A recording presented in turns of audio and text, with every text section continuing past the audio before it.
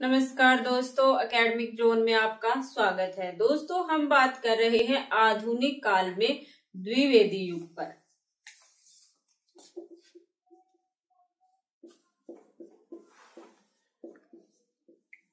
द्विवेदी युग, जिसका दूसरा नाम था जागरण सुधार काल। द्विवेदी युग और जागरण सुधार काल पर हम बात कर रहे थे। पिछली क्लास में दोस्तों हमने बात की थी द्विवेदी युग की जो कविता की मुख्य प्रवृत्तियां थी और कुछ कवियों पर द्विवेदी युग के। आज दोस्तों हम द्विवेदी युग के कवियों पर बात करेंगे और सबसे पहले बात करेंगे महावीर प्रसाद द्विवेदी जी पर, जिनके नाम पर इस युग का नामकरण किया गया है।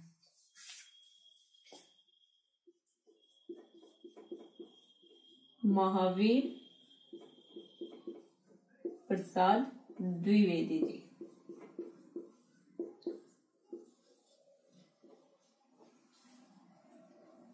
द्विवेदी जी बहुत ही महान व्यक्ति थे। इनके ही प्रयासों से दोस्तों जो द्विवेदी युग में आधुनिक काल में ब्रज भाषा का स्थान खड़ी बोली ने ले लिया था। अब गद्य और पद्य दोनों की रचना खड़ी बोली में होने लगी थी। इनका बहुत ही महत्वपूर्ण हाथ है खड़ी बोली को उच्च स्थान प्राप्त करवाने के लिए। इन्होंने दोस्तों जो सरस्वती पत्रिका थी, जिसके प्रकाशन वर्ष से ही द्विवेदी युग की शुरुआत मानी जाती है, सरस्वती पत्रिका का प्रकाशन।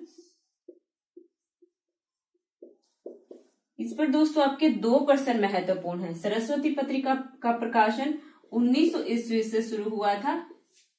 सरस्वती पत्रिका का प्रकाशन 1900 ईस्वी से शुरू हुआ था और 1903 ईस्वी में द्विवेदी जी सरस्वती पत्रिका के संपादक बने थे। दोनों ही प्रश्न महत्वपूर्ण है।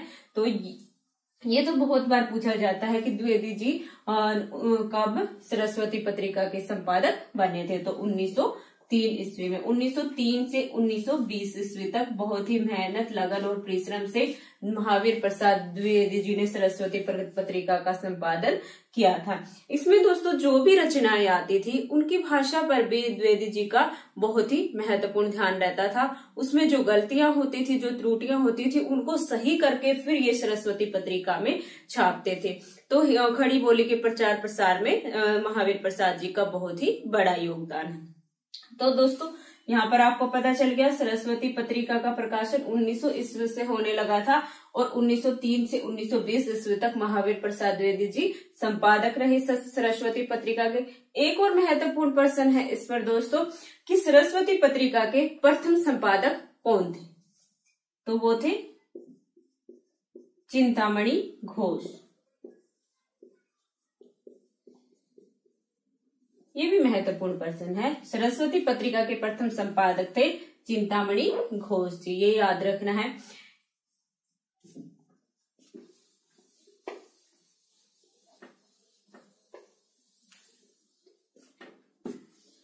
दूसरी एक संस्था है नागरी प्रचारणी सभा। नागरी महावीर प्रसाद जी पर बात करने से पहले इन कुछ महत्वपूर्ण प्रश्नों पर बात। सरस्वती का दोस्तों आपको पता चल गया। नागरी प्रचारणी सभा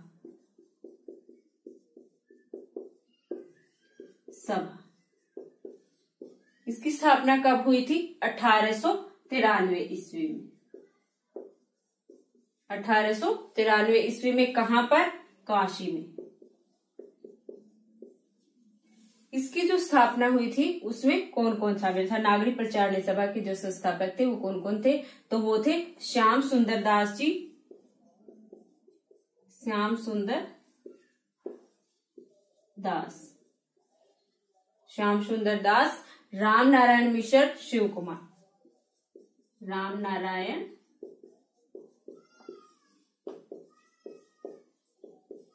मिश्र और शिव कुमार सिंह।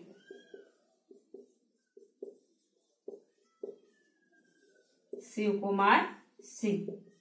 ये भी प्रश्न बहुत बार पूछा जाता है। इनमें से ये तीनों दे दिए जाएंगे, एक और चौथा नाम दे दिया जाएगा और आपको पूछा जाएगा नागरी प्रचारणी सभा के संस्थापकों में से कौन नहीं है। तो ये याद रखने हैं, श्याम सुंदर दास जी, राम नारायण मिश्र जी और शिव कुमार सिंह। नागरी प्रचारणी सभा जिसकी स्थापना 1893 ईस्वी में हुई थी और कहां पर हुई थी? काशी में हुई थी।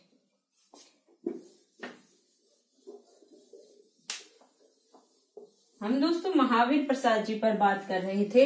इनका जन्म 1864 ईस्वी में हुआ। 1864 ईस्वी में इनका जन्म हुआ और मृत्यु हुई 1938 ईस्वी में।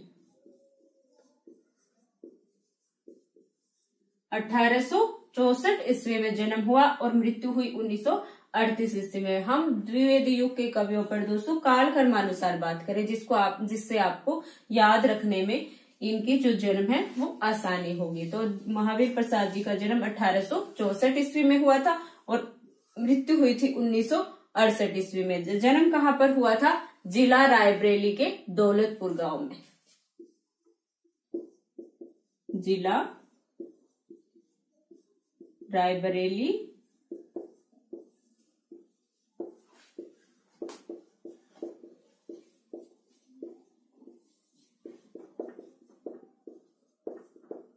दौलतपुर गांव में हुआ था। जिला रायबरेली के दौलतपुर गांव में महावीर प्रसाद जी का जन्म हुआ था।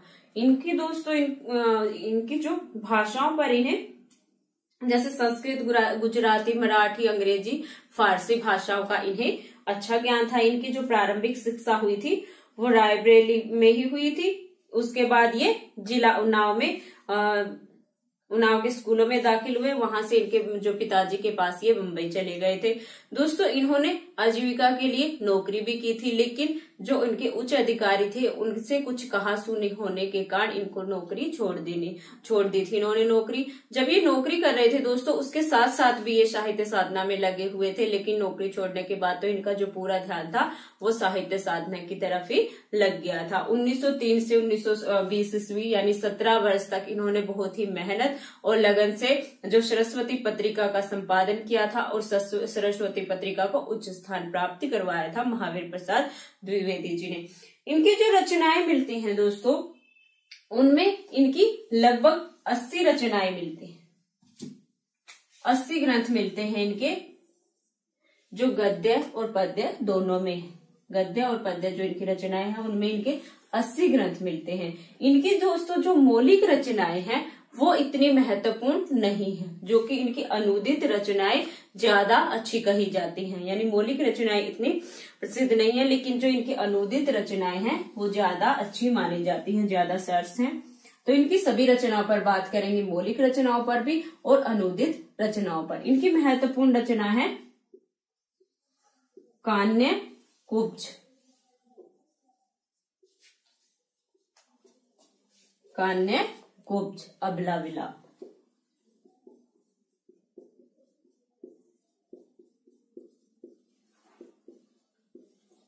कान्य कुब्ज, अबला विलाप 1907 ईस्वी। कान्य कुब्ज, अबला विलाप 1907 ईस्वी। काव्य मंजूषा।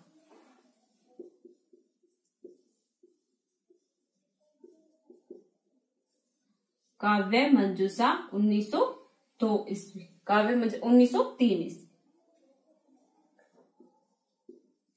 काव्य मंजूषा की रचना कब की थी? 1903 ईस्वी। सुमन 1923 ईस्वी। सुमन की रचना की 1923 ईस्वी। देवी स्तुति।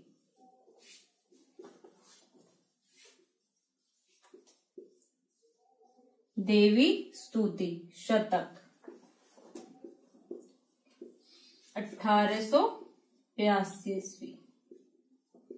शतक की ये एक ही रचना है दोस्तों।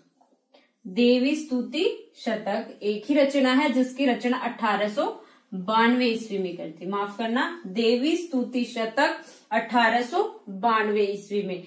कान्य कुब्जा अली वर्तम। कान्य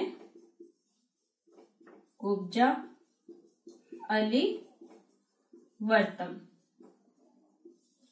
ये रचना है, जिसकी 1898 ईस्वी में रचना की गई थी।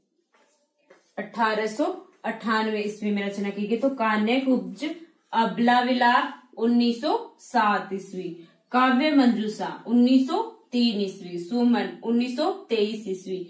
देवी स्तुति शतक 1892 ईस्वी और कान्यकुब्जा अलिवर्तम 1898 ईस्वी।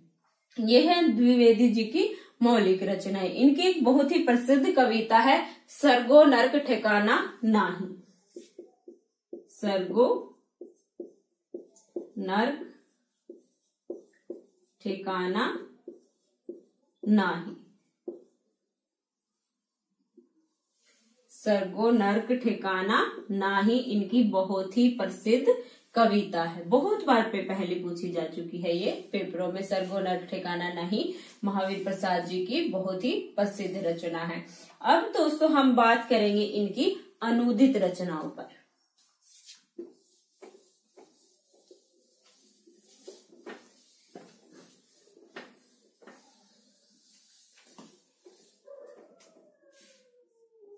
महावीर प्रसाद जी की अनूदित रचनाओं पर इनकी पहली रचना है अनूदित विनय शतक। विनय शतक जो कब लिखी गई थी 1889 ईस्वी में। 1889 ईस्वी में इसकी रचना की गई थी। ये भर्तृहरि के वैराग्य शतक का दोहों में अनुवाद है। हरि के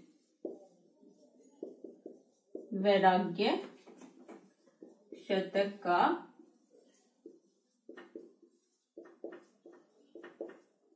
दोहों में अनुवाद।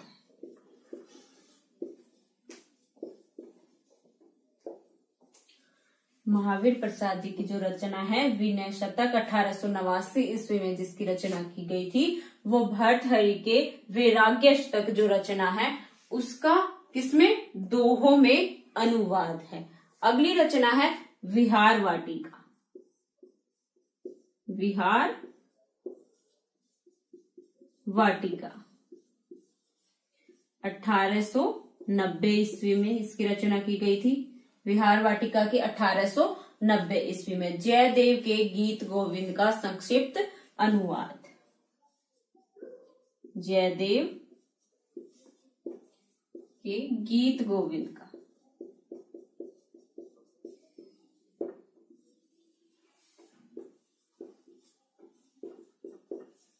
संक्षिप्त अनुवाद। संक्षिप्त अनुवाद किसका? जयदेव की जो बहुत ही प्रसिद्ध रचना है गीत गोविंद का संक्षिप्त अनुवाद है। किस नाम से? विहार वाटिका, जो कि 1890 ईस्वी में लिखी गई थी। विहार वाटिका के बाद है दोस्तों स्नेहमाला। स्नेहमाला, स्नेहमाला की रचना की गई थी 1890 ईस्वी में।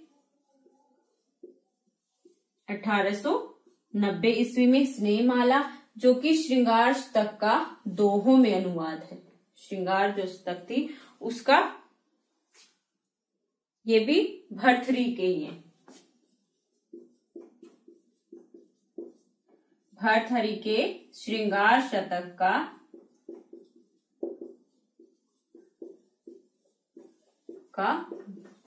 दोहों में अनुवाद।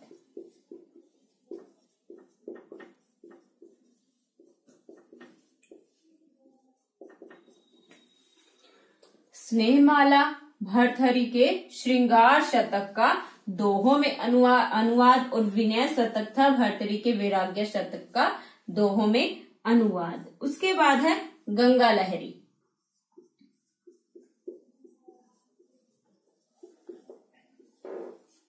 गंगा लहरी की रचना कब की गई थी? 1891 ईस्वी में। गंगा लहरी की रचना 1891 ईस्वी। गंगा लहरी है संस्कृत कवि जो थे पंडित राज जगन्नाथ।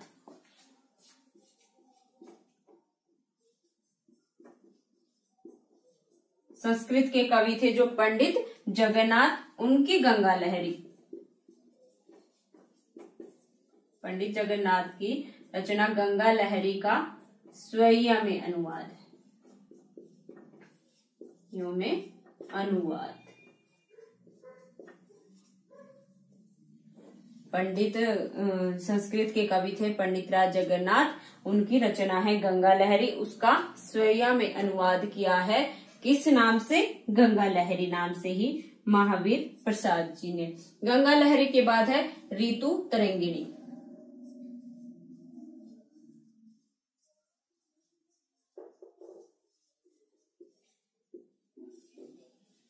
ऋतु तरंगिणी 1891 ईस्वी।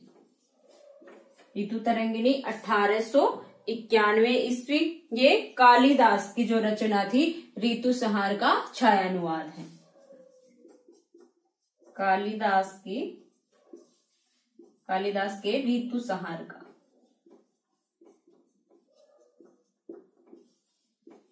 का छायानुवाद।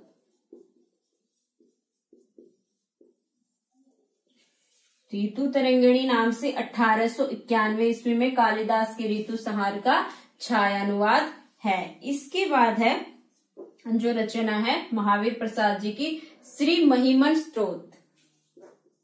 श्री महिमन स्तोत्र। श्री महिमन स्तोत्र 1891 ईस्वी में। इसकी रचना कब की गई? 1891 ईस्वी में, जो कि संस्कृत के महिमन स्तोत्र का संस्कृत वृत्तों में अनुवाद है। संस्कृत के महिमन स्तोत्र का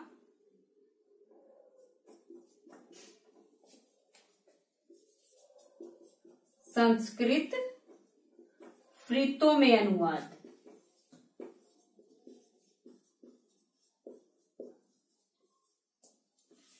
श्री महिमन स्तोत्र 1891 ईस्वी संस्कृत के महिमन स्तोत्र का संस्कृत वृत्तों में अनुवाद है। इसके बाद जो इनकी अनुदित रचना है वो है सुहागरात। सुहागरात ये रचना इनकी अप्रकाशित है।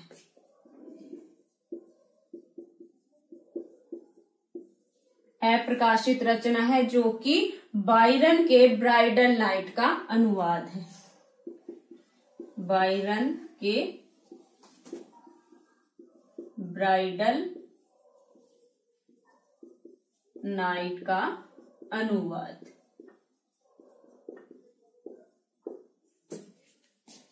सुहागरात अप्रकाशित है और बायरन के ब्राइडल नाइट का अनुवाद है। इसके बाद एक और रचना है, वो है कुमार संभव।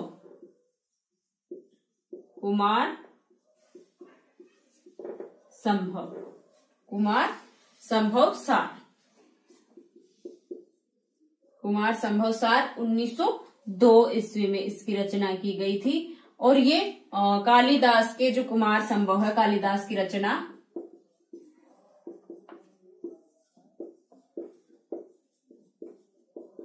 कुमार संभव के, कालिदास के कुमार संभव के प्रथम 5 सर्गों का सारांश है। प्रथम 5 सर्गों का सारांश है।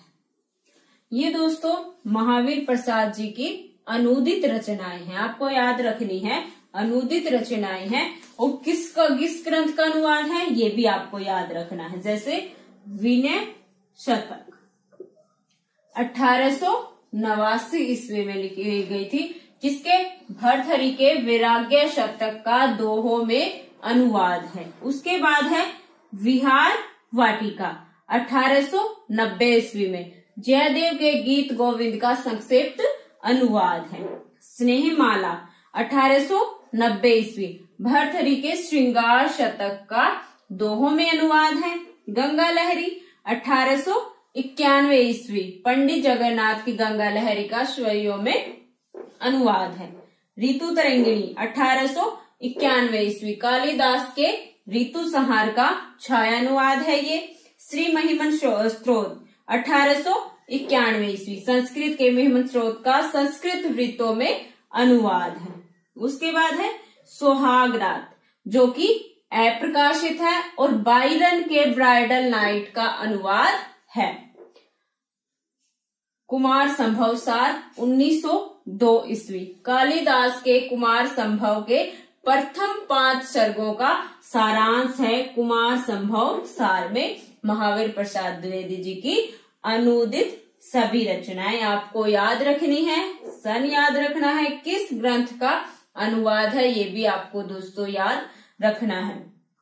तो दोस्तों ये थे द्विवेदी युग के महावीर प्रसाद द्विवेदी जी, जिनकी मौलिक रचनाओं पर भी हमने बात की और ये थी इनकी अनुदित रचनाएं। अब हम बात करेंगे अयोध्या सिंह उपाध्याय हरिओद पर।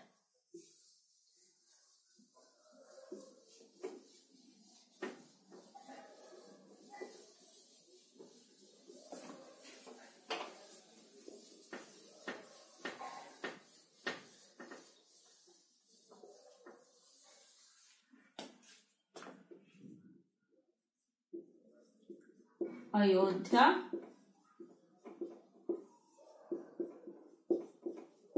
सिंह उपाध्याय हरिओद।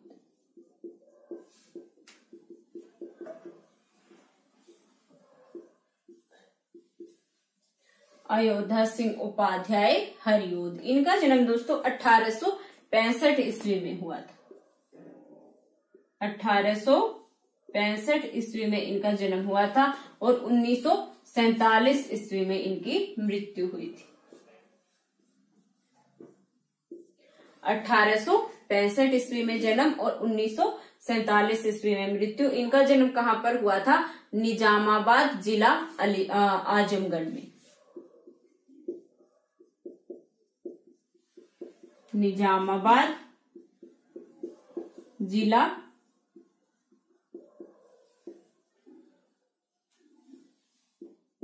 जिला आजमगढ़ में इनका जन्म हुआ था। निजामाबाद में जिला आजमगढ़ में इनका जन्म हुआ था। ये दोस्तों उपन्यासकार, आलोचक और इतिहासकार के रूप में प्रसिद्ध हैं। उपन्यासकार, इतिहासकार और आलोचक के रूप में प्रसिद्ध हैं। पुरातन संस्कृति का पुनरुद्धार, देश के वर्तमान युवा का उचित मार्गदर्शक तथा कविता में उपदेशात्मक वृत्ति को इन्होंने आरंभ से ही अपना ध्येय रखा है। इनकी जो प्रारंभिक शिक्षा है वो निजामाबाद के मिडिल स्कूल में हुई और सबसे पहले ये निजामाबाद के मिडिल स्कूल में अध्यापक लगे थे। हेडमास्टर की इन्होंने नौकरी पाई थी, किसमें? निजामाबाद के मिडिल स्कूल में। उसके पश्चात 1890 ईस्वी में, 1883 ईस्वी में तो ये निजामाबाद के स्कूल में हेडमास्टर, मिडिल स्कूल में।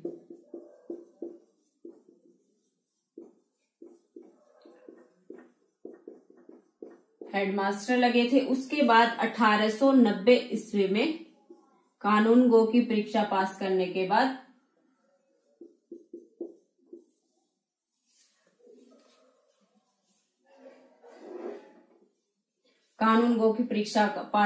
बाद ये कानून गो लगे और उसके बाद इन्होंने 1923 ईस्वी में नौकरी से अवकाश ग्रहण कर लिया था। अवकाश ग्रहण करने के बाद इस नौकरी से इन्होंने कुछ समय के लिए जो काशी विश्वविद्यालय था उसमें अवैतनिक अध्यापक के रूप में भी कार्य किया और ये साहित्य सेवा में लगे रहे। साथ के साथ जो इनकी आजीविका के साधन थे उनमें लगे रहे और उसके साथ साथ साहित्य साधना में भी ये पूरी तरह से समर्पित थे। इनकी बहुत सारी रचनाएं मिलती हैं। ब्रज भाषा में भी इन्होंने रचनाएं की है, क्योंकि जब महावीर प्रसाद जी के संपर्क में आने से पहले ये ब्रज भाषा में रचना करते थे और उनके संपर्क में आने के बाद ये खड़ी बोली में रचनाएं करने लगे थे। यानी इनकी दोनों ही भाषाओं में रचनाएं मिलती है। जो इनकी प्रिय प्रवास रचना है वो संस्कृत वृत्तों में है और अगर खड़ी बोली में देखा जाए तो इनकी चोखे चौपदे रचना है वो भी बहुत ही अच्छी है। यानी दोनों ही भाषाओं पर इनका बराबर का अधिकार था और दोनों ही भाषाओं में इन्होंने रचना की है। इनको दोस्तों हिंदी साहित्य सम्मेलन के सभापति चुने गए 2 बार। हिंदी साहित्य सम्मेलन के सभापति 2 बार चुने गए थे। एक बार तो 1922 ईस्वी में और 1934 ईस्वी में, 34वां जो अधिवेशन हुआ था 1934 ईस्वी में, उसमें चुने गए थे। और 1922 ईस्वी में भी ये हिंदी साहित्य सम्मेलन के सभापति चुने गए थे। आरा की ओर से राजेंद्र प्रसाद द्वारा इनको अभिनंदन ग्रंथ दिया गया था, भेंट किया गया था। आरा की तरफ से इनको राजेंद्र प्रसाद ने अभिनंदन, राजेंद्र प्रसाद द्वारा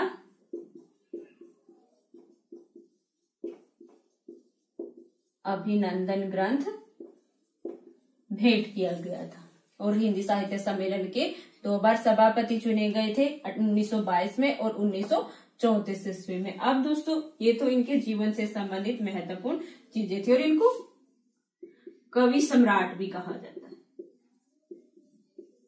कवि सम्राट भी इनको कहा गया है, ये भी याद रखना है आपको। तो ये इनके जीवन से संबंधित महत्वपूर्ण चीजें थी। अब हम इनके ग्रंथों पर बात करेंगे।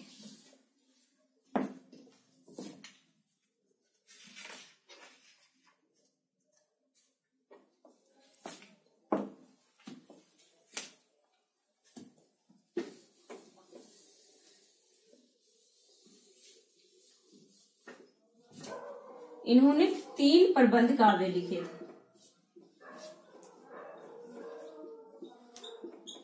द्विवेदी युग के बहुत ही महत्वपूर्ण कवि रहे हैं हरियोध जी। और इन पर आपका प्रश्न दोस्तों पूछा ही पूछा जाएगा, चाहे आप कोई भी पेपर ले लीजिए, तो आप इनको अच्छे से पढ़ेंगे। अयोध्या सिंह उपाध्याय, हरियोध जी को जन्म मृत्यु याद रखनी और जो भी इनके जीवन के संबंध में हमने बातें की थी, क्योंकि आपका जो प्रश्न है एग्जामिनर कहीं से भी पूछ सकता है, तो सभी चीजें याद रखिए। अब हम इनकी रचनाओं पर बात करेंगे। इन्होंने 3 प्रबंध काव्य लिखे थे, जो कि प्रिय प्रवास, ये तो आपके लिए बहुत ही महत्वपूर्ण है, इसके बारे में तो आपको जानकारी होनी चाहिए। प्रिय प्रवास हरियोध जी की बहुत ही महत्वपूर्ण रचना है, जो कि 17 सर्गों में लिखी गई है। कितने सर्ग हैं? 17 सर्ग हैं इसमें। और इसमें जो वर्णन किया गया है वो कृष्ण के बचपन से लेकर मथुरा प्रस्थान तक का वर्णन है। श्री कृष्ण के बचपन से मथुरा गमन,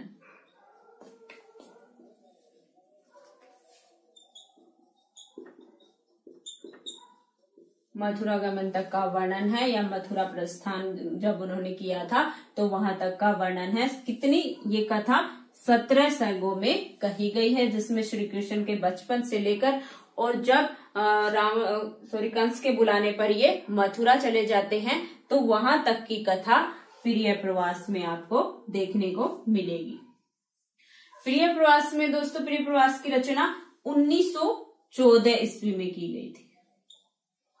याद रखने हैं, प्रिय प्रवास से संबंधित आपका कोई भी प्रश्न छूटना नहीं चाहिए। 1914 ईस्वी में इसकी रचना की गई है। और सबसे महत्वपूर्ण प्रश्न जो कि बार बार पूछा जाता है वो ये है कि खड़ी बोली का प्रथम महाकाव्य कौन सा है? खड़ी बोली का प्रथम महाकाव्य है प्रिय प्रवास। खड़ी बोली का प्रथम महाकाव्य कौन सा है? प्रिय प्रवास।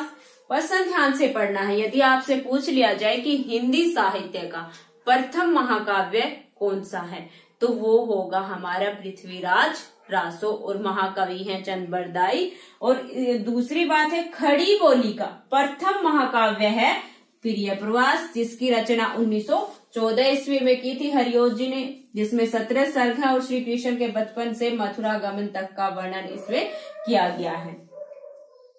प्रिय प्रवास से पहले इसका क्या नाम रखा गया था, किस नाम से प्रकाशित हुआ था ये ग्रंथ? ये भी प्रश्न महत्वपूर्ण है। ये हुआ था ब्रजांगना विलाप।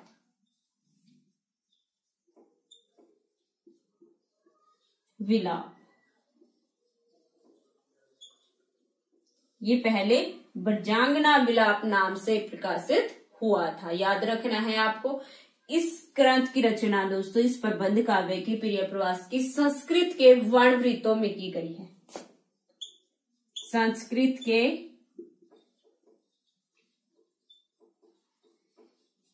वर्णवृत्तों में रचित है ये ग्रंथ।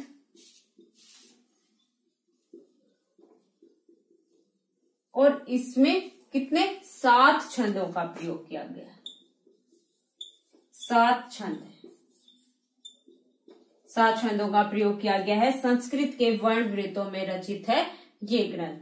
इस ग्रंथ पर दोस्तों हरिओ जी को मंगला प्रसाद पारितोषिक सम्मान प्राप्त है।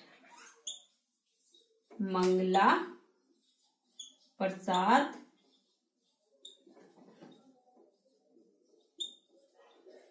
पारितोषिक ग्रंथ सम्मान।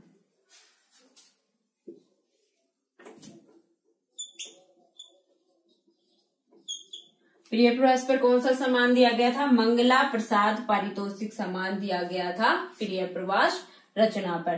तो दोस्तों ये महत्वपूर्ण रचना है हरिओ जी की, आपको याद रखनी है। प्रिय प्रवास 17 सर्गों में है। श्री कृष्ण के बचपन से मथुरागम तक का वर्णन है। 1914 ईस्वी में इसकी रचना की गई थी। खड़ी बोली का ये प्रथम महाकाव्य है। ब्रजांगना विलाप नाम से पहले छपी थी रचना और संस्कृत के वर्णवृत्तों में रचित है और जिसमें 7 छंदों का प्रयोग किया गया है। इस रचना पर मंगला प्रसाद पारितोषिक सम्मान दिया गया है। प्रिय प्रवास जो रचना है उस पर।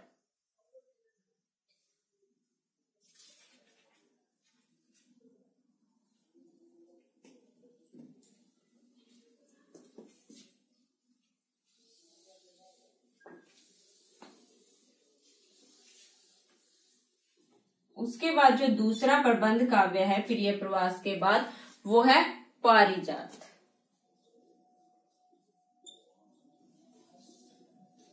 पारिजात इसकी रचना 1937 ईस्वी में की गई थी। 1937 ईस्वी में की गई थी। इसमें 15 सर्ग हैं। कितने? 15 सर्ग हैं और इसमें आध्यात्मिक और धार्मिक विषयों का वर्णन है।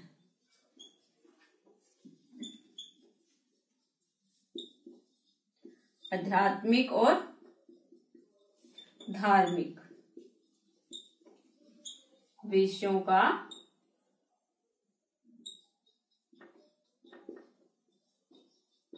वर्णन।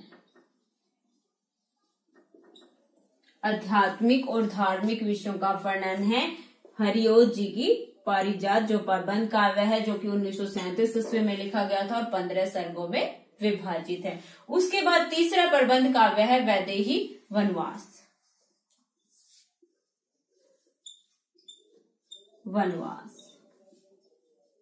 जिसकी रचना 1941 ईस्वी में की गई और इसमें 18 सर्ग हैं। 1941 ईस्वी में इसकी रचना की गई, 18 सर्ग हैं और इसमें राम के द्वारा सीता के निर्वासन की कथा है। राम के द्वारा सीता के निर्वासन की कथा, यानी राम ने जब सीता को छोड़ दिया था वनवास के बाद, जब घर लौट के आए थे, तो उस कथा का वर्णन वैदेही वनवास में किया गया है 1941। इसमें जो सीता का निर्वासन दिखाया गया है वो चुपचाप नहीं दिखाया गया है। इसमें सीता को जो वहां पर ऋषि मुनि थे उन्होंने विदाई दी है सीता को, भावभीनी विदाई दी है सीता को, और इसमें सीता के निर्वासन की कथा है वैदेही वनवास, जो कि ये 3 प्रबंध काव्य हैं हरिओ जी के। प्रिय प्रवास 17 सर्ग और 1914 ईस्वी में इसकी रचना की गई थी। दूसरा है पारिजात 1937 ईस्वी 15 सर्गों में आध्यात्मिक और धार्मिक विषयों का वर्णन है। वैदेही वनवास 1941 ईस्वी 18 सर्ग है इसमें और राम के द्वारा सीता के निर्वासन की कथा इस प्रबंध काव्य में कही गई है।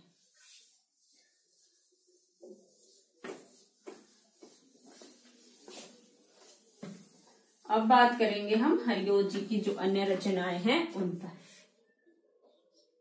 दोस्तों, इनकी जो पहली रचना मिलती है हरिओत जी की वो है कृषण शतक। कृषण शतक, जिसकी रचना इन्होंने 1882 ईस्वी में की थी और ये ब्रजभाषा में रचित है।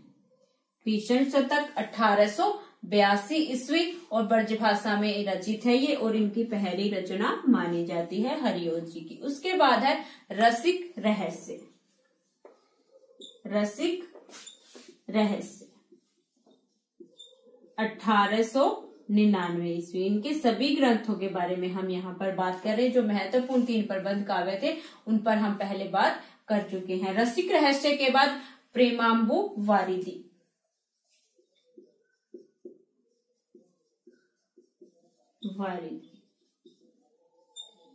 प्रेमांबु वारिधि 1900 ईस्वी में इसकी रचना की गई है, प्रेमांबु वारिधि की। प्रेमांबु वारिधि के बाद इनकी रचना आती है प्रेम प्रपंच।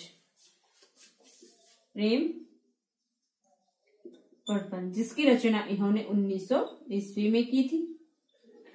प्रेम प्रपंच की रचना 1900 ईस्वी में। प्रेमांबु परश्रवण। प्रेमांबु परश्रवण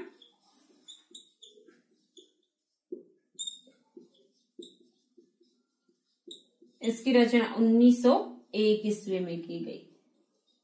सभी छोटी बड़ी महत्वपूर्ण रचना पर बात कर रहे। प्रेमांबु परश्रवण 1901 ईस्वी। उसके बाद है प्रेमांबु प्रवाह।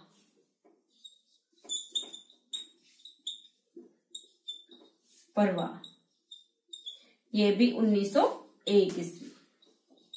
प्रेमांबु प्रवाह 1901 ईस्वी। कृषण शतक पहली रचना 1882 ईस्वी। रसिक रहस्य 1899 ईस्वी।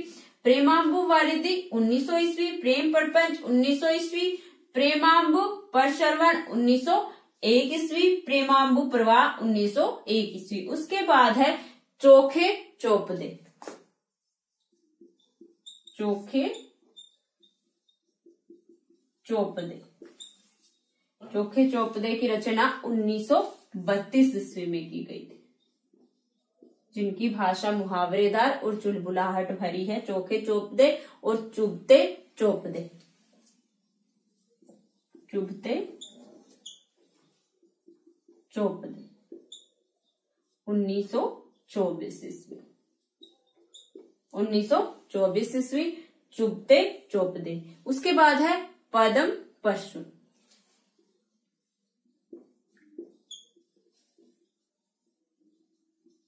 पदम परशुन की रचना 1925 ईस्वी में। पदम परशुन की रचना 1925 ईस्वी में की गई है। बोलचाल।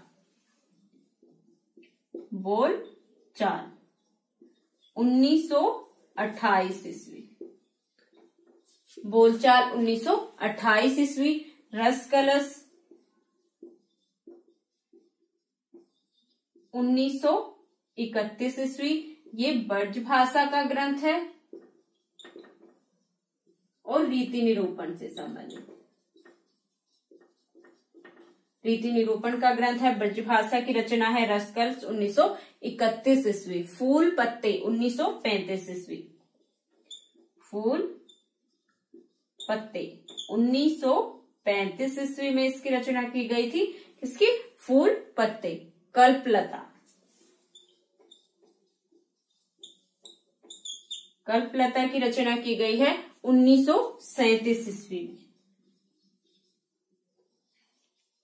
कल्पलता 1937। ग्राम गीत 1938।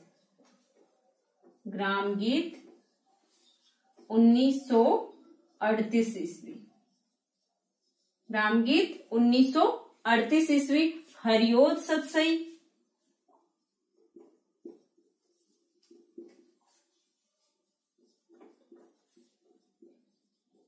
हरिओत सतसई 1940 ईस्वी।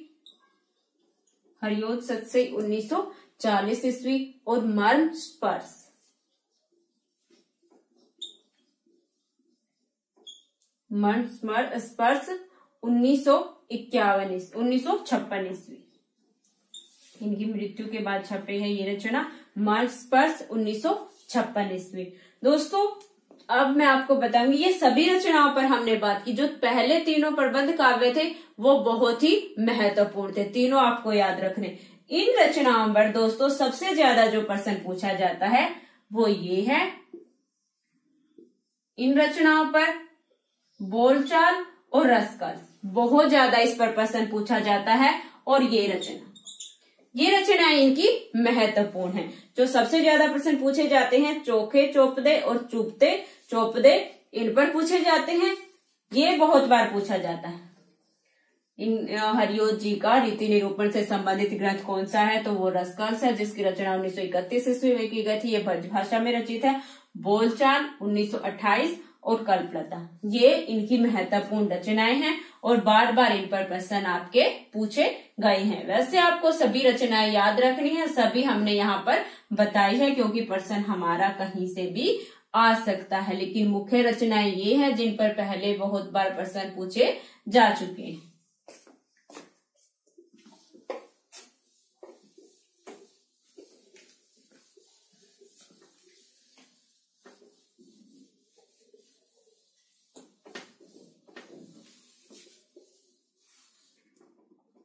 हरियोत जी द्विवेदी युग के बहुत ही महत्वपूर्ण कवि थे। आपको याद रखनी है इनकी रचनाएं, जो भी हमने यहाँ पर बात की है वो सभी रचनाएं आपको याद रखनी है। कालक्रमानुसार अब हमारे कवि हैं राय देवी प्रसाद पूर्ण।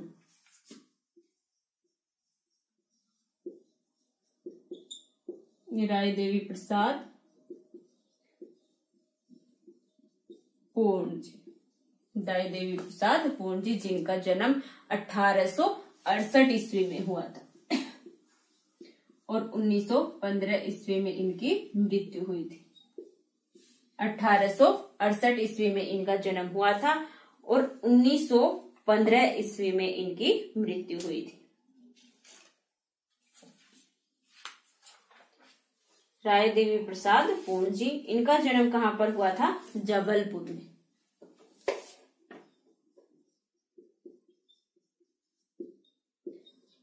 पूर्ण जी का जन्म कहाँ पर हुआ था, जबलपुर में हुआ था। दोस्तों इन्होंने बीए तक की शिक्षा प्राप्त की है और कुछ दिन के लिए इन्होंने वकालत भी की थी, यानी बीए तक की शिक्षा प्राप्त की और वकालत की।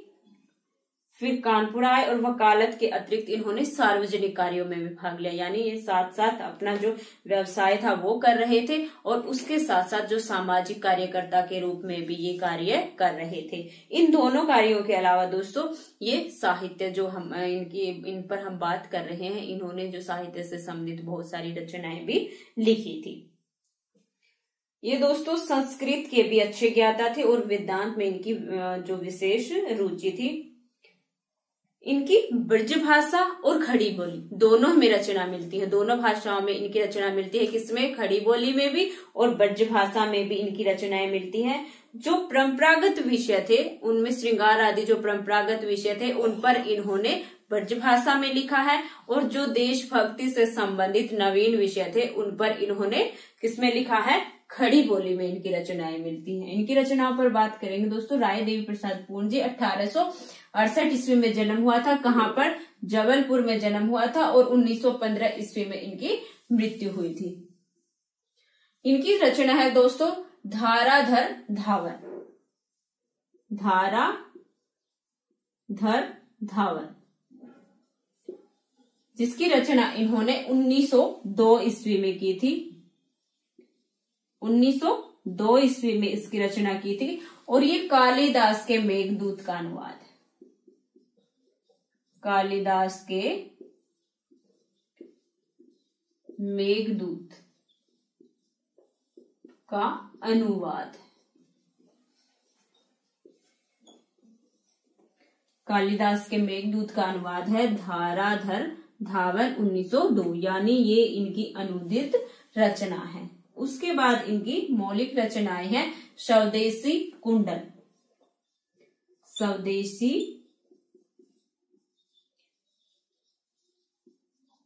कुंडल, जिसकी रचना इन्होंने 1910 ईस्वी में की थी। स्वदेशी कुंडल की रचना कब की थी? 1910 ईस्वी में। देशभक्तिपूर्ण 52 कुंडलियां संग्रहित हैं। देश भक्तिपूर्ण 52 कुंडलियां।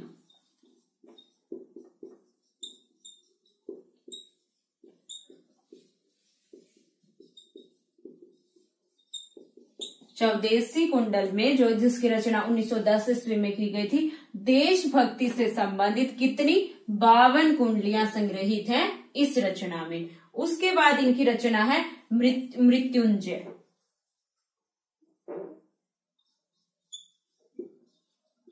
मृत्युंजय जिसकी रचना इन्होंने 1904 ईस्वी में की थी। मृत्युंजय की रचना 1904 ईस्वी में देवी प्रसाद पूर्ण जी ने। राम रावण विरोध 1906 ईस्वी। राम रावण विरोध जिसकी रचना 1906 ईस्वी में की थी। राम रावण विरोध की रचना 1906 ईस्वी में। और वसंत वियोग 1912 ईस्वी। वसंत वियोग 1912 ईस्वी। ये रचनाएं धाराधर धावन 1902 ईस्वी। कालिदास के मेघदूत का अनुवाद है, यानी ये रचना इनकी अनुदित है। स्वदेशी कुंडल 1910 ईस्वी में। देशभक्तिपूर्ण 52 कुंडलियां संग्रहित हैं। मृत्युंजय 1904 ईस्वी। राम रावण विरोध 1906 ईस्वी। और बसंत वियोग 1912 ईस्वी। इनकी कुछ महत्वपूर्ण कविताएं भी हैं। प्रसिद्ध कविताएं इनकी कौन कौन सी हैं? अमलतास। अमलतास इनकी ये महत्वपूर्ण प्रसिद्ध कविताएं।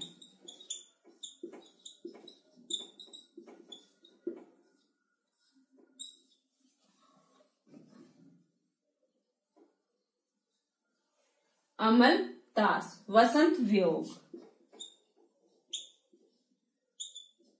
वसंत वियोग, स्वदेश कुंडल, स्वदेश कुंडल, स्वदेश कुंडल के बाद है नए सन का स्वागत। नए सन का स्वागत,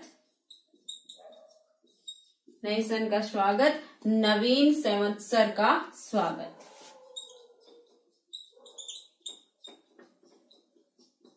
नवीन संवत्सर का स्वागत, ये इनकी प्रसिद्ध कविताएं हैं। अमलतास, वसंत वियोग, स्वदेशी कुंडल, नए सन का स्वागत और नए संवत्सर का स्वागत। तो ये देवी प्रसाद पूर्ण जी की उनका जीवन परिचय आपने जाना और उनकी रचनाओं के बारे में। धाराधर धावन 1902 ईस्वी, कालिदास के मेघदूत का अनुवाद और बाकी ये सभी रचना और ये इनकी महत्वपूर्ण कविताएं हैं, ये आपको याद रखनी है।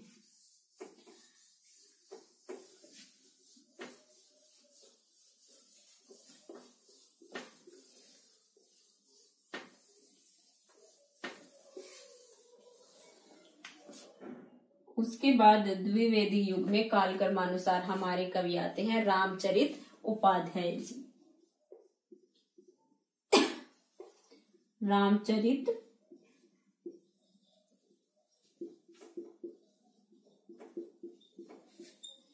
रामचरित उपाध्याय जी, इनका जन्म 1872 ईस्वी में हुआ था।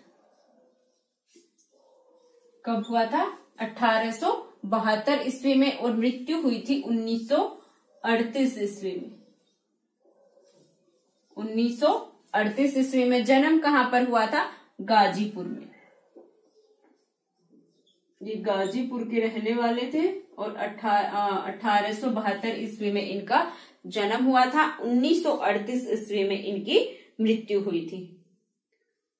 इनकी आरंभिक शिक्षा संस्कृत में हुई थी। जो इनकी आरंभिक शिक्षा थी वो किस में हुई थी? संस्कृत में हुई थी। बाद में इन्होंने ब्रजभाषा और खड़ी बोली पर भी अच्छा अधिकार प्राप्त कर लिया था। पहले ये प्राचीन विषयों पर कविताएं लिखते थे। किन पर? प्राचीन विषयों पर कविताएं लिखते थे और आचार्य द्विवेदी जी के संपर्क में आने पर खड़ी बोली में रचनाएं करने लगे थे। हमने पहले ही बात की थी कि कुछ कवि तो प्रारंभ से ही द्विवेदी जी के साथ जुड़े थे और खड़ी बोली में प्रारंभ से ही खड़ी बोली में रचनाएं कर रहे थे, लेकिन कुछ कवि ऐसे थे जो पहले ब्रजभाषा में रचना कर रहे थे और द्विवेदी जी के संपर्क में आने के बाद खड़ी बोली में रचनाएं करने लगे थे। जो नए विषयों का वर्णन इन्होंने किया था, उनकी रचना इन्होंने खड़ी बोली में की थी। इनकी रचनाओं पर बात करते हैं, रामचरित उपाध्याय जी की रचनाओं पर। इनकी जो प्रबंध काव्य है रामचरित चिंतामणि, रामचरित चिंतामणि, ये क्या है? प्रबंध काव्य है। क्या है? प्रबंध काव्य है और जिसकी रचना इन्होंने 1920 ईस्वी में की थी। प्रबंध काव्य है, 1920 ईस्वी में इसकी रचना की थी। अन्य इनकी रचनाएं हैं राष्ट्र भारती, राष्ट्र भारती, देवदूत, राष्ट्र भारती, देवदूत, देव सभा, विचित्र विवाह,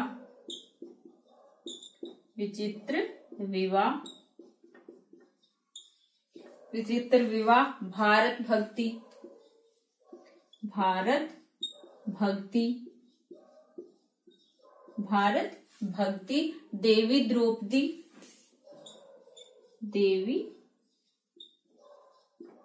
द्रौपदी, और सूक्ति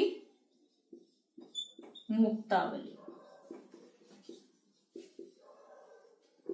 ये रचनाएं हैं रामचरित उपाध्याय जी की। 1872 ईस्वी में जन्म हुआ था, 1938 ईस्वी में इनकी मृत्यु हुई थी और गाजीपुर में इनका जन्म हुआ था। रामचरित चिंतामणि जो कि प्रबंध काव्य है और 1920 ईस्वी में इसकी रचना की गई थी। अन्य रचनाएं हैं राष्ट्र भारती, देवदूत, देव सभा, विचित्र विवाह, भारत भक्ति, देवी द्रौपदी और सूक्ति मुक्तावली। रामचरित उपाध्याय जी द्विवेदी युग के प्रमुख सूक्तिकार हैं। इनकी जो नीति विषयक इनके पद्य हैं वो सूक्ति मुक्तावली में संग्रहित है। नीति विषयक जो इनके पद्य हैं वो किसमें संग्रहित हैं? सूक्ति मुक्तावली में संग्रहित है। और द्विवेदी युग के प्रमुख सूक्तिकार कौन है? रामचरित उपाध्याय जी, और ये हैं इनकी रचनाएं। अब बात करेंगे हम गया प्रसाद शुक्ल स्नेही पर।